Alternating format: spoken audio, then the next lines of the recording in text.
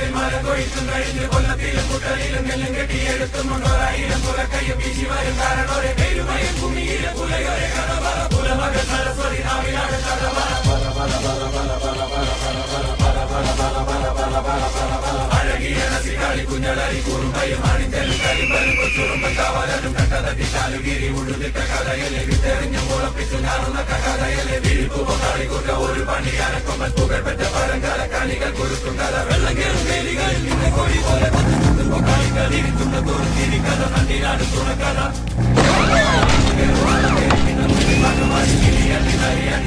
ും പോര കഥ ചെല്ലിപ്പുല്ലും കച്ചമ്പ്രാന്റെ കള്ളക്കണ്ണു